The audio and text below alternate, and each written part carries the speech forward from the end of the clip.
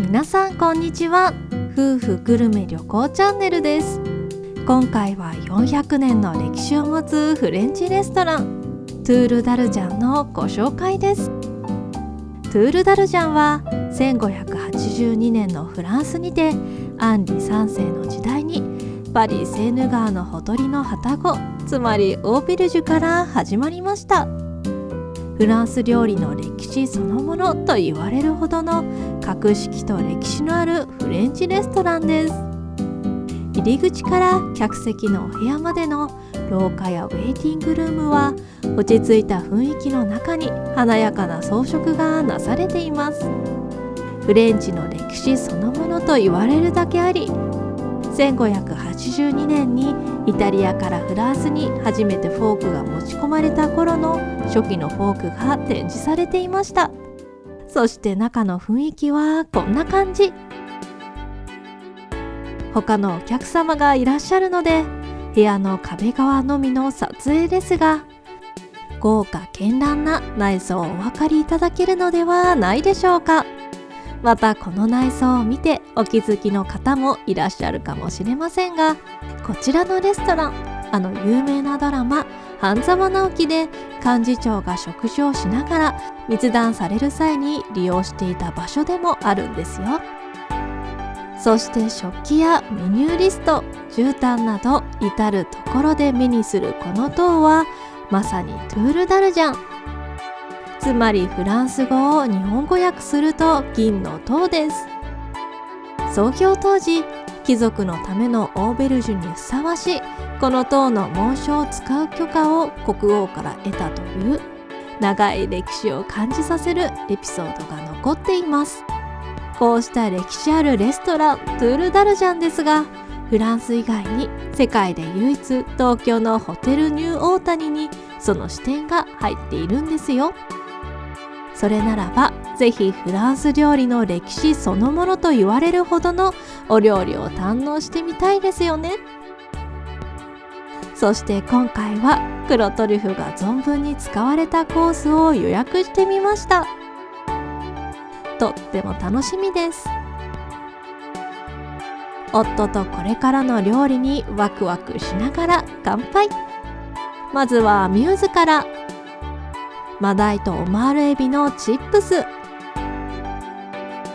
バターの香りが強めでマダイやオマールエビの風味はほんのりするといった感じでしょうか。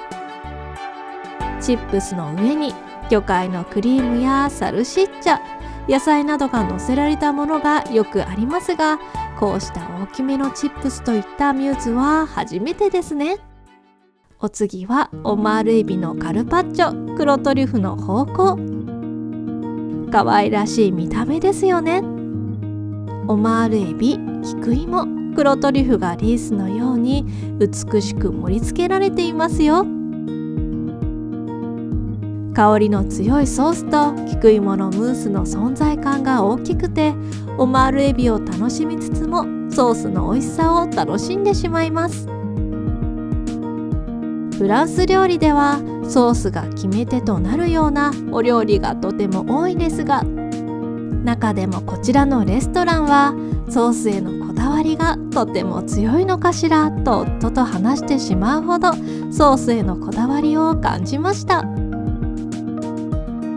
お次はマダイのクルート仕立て、クレマンティーヌと黒トリュフのソースです。クルート仕立てとはパイ生地やパン粉などで包むことを言います。クレマンティーヌとはヨーロッパの柑橘の果物のこと。こちらはアマダイの実にパン粉をまぶして火入れされています。付け合わせはビーツや根菜が添えられており、タイの周りには柑橘のソースが。トゥールダルチャンといえばの青いお皿に映える、こちらも美しい一皿ですよね。アマダイのお料理といえば皮目のパリパリ食感とむっちりとした身の食感を楽しむイメージが私たちにはあったのですが、こちらのアマダイは切った時に皮がなかったので、その代わりにパン粉を使ってパリパリ食感を演出しているのかなと思い、口に運んでびっくり。パリパリ食感とむっちり食感の対比というより、細かなパン粉を使っているからなのか、身の食感とパン粉の食感の調和が取れていて、みずみずしくしっとりとしていて柔らかく、とっても美味しいんです。これには私も夫もびっくり。そしてもちろんソースもとても美味しいです。食べているとサービスの方がソース用のスプーンを追加で出していただいたので、やはりソースへのこだわりを感じてしまいました。またパンは1品目の冷製料理カルパッチョに合わせて冷たいパンが出てきましたが、この温かいお料理には温かいパンが出てきました。なるほど、実はパンが冷たくて密かに驚いていたのですが、意図があったのですね。勉強になります。お次は黄金に輝く黒トリュフとネセロリのスフレインペリアルエッグです。見てください、この黄金に輝く卵を。こちらは金粉をまんべんなく贅沢に貼り付けられており、皇帝という名にふさわしい豪華絢爛さです。黒トリュフのソースに白ワインのソースがかけられていきます。マーブル模様のソースの真ん中で輝く卵は、実際には卵ではなくゴロゴロとしたネセロリが入っています。そして銘柄を失念してしまいましたが、キリリと辛めの白ワインをグラスで追加。私も夫もかなりお酒が弱いので、こういう時にいろいろなワインで楽しめなくて残念です。そして柔らかいスフレの中にネセロリが大きくカットされて入っているので、食感にアクセントがあって面白い。このお料理の素晴らしさは何と言ってもソース。トリュフの香り豊かなソースに白ワインの爽やかなソースが合わさり、完璧なハーモニーを奏でています。このソースはおそらくこれからの人生の中でも何度も思い出すであろう、とても美味しいソースでした。お次は黒トリュフとアサリのチャウダー。アサリのチャウダーといえば、アサリがゴロゴロと入っていて、アサリの風味全開のチャウダーを想像してしまいがちですが、こちらはどうでしょうか。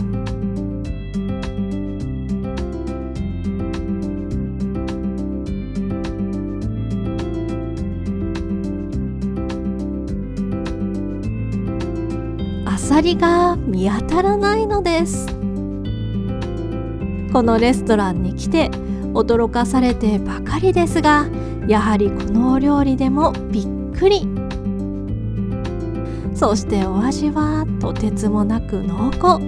チーズなのか生クリームなのかバターなのかもやわからないのですが、とにかく香り豊かで一滴たりとも残したくないと思える美味しさでした。個室だったら間違いなくパンでスープ皿の底を拭っていたと思います。お次は洋鴨のローストボルドレーズソースです。実は私たちはこちらのレストランが長年出しているローストした鴨に鴨の骨をプレス機にかけて骨髄を抽出してソースにしたお料理を食べてみたかったのですが、現在フランスから鴨が入らず、ここ数年は出していないとのこと。この鴨はフランスのものではなく日本の鴨を使っているそう。もともとこちらのレストランで出されていた鴨に近しい鴨を日本中から探し出して使っているとのことです。洋鴨なので柔らかいですが、筋肉質を感じる力強さがあります。これまでのお料理はソースの主張が強いですが、このメインに関しては鴨が主役の存在感あるお料理です。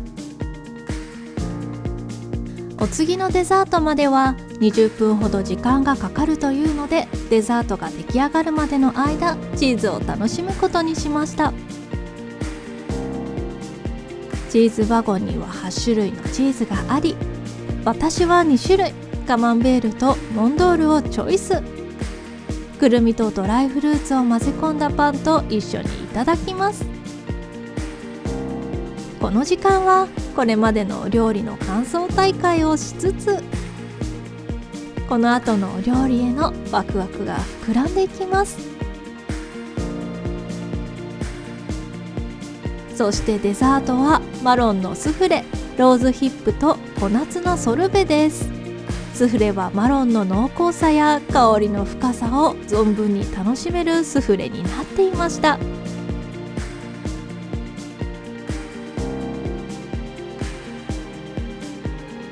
そしてこちらがローズヒップと小夏のソルベ。スフレらしい軽い食感なのにマロンのコクを感じる面白さがあります。またローズヒップと小夏のソルベをスフレに乗せて食べてとの説明を受けたので、一緒に食べてみたところ、口の中でとろけていく感じとスフレの濃厚な風味が柑橘系の爽やかな風味へと移ろいでいく感じが素晴らしかったです。最後はコーヒーと菓子。コーヒーカップにももちろん金の塔が。可愛らしい小さいお菓子が並んでいます。この時間は恒例の感想大会です。私も夫も最も印象に残ったのがインペリアルエッグ。もちろん金色に輝く見た目のインパクトもありますが、やはり芳醇なのにどこか爽やかなソースが印象的。しばらくは脳内でソースを再現して楽しんでしまいそうなくらい絶品だったんですよ。また黒トリュフとアサリのチャウダーも素晴らしかったです。あれほど濃厚で香り豊かなチャウダーにはなかなか他でいただくことはできないのではないかと思います。こんな感じでトゥールダルジャンの美味しいお料理を堪能しました。この動画を少しでも楽しんでいただけると嬉しいです。今後も様々なグルメや旅行をご紹介していきますので、ぜひチャンネル登録とグッドボタンよろしくお願いします。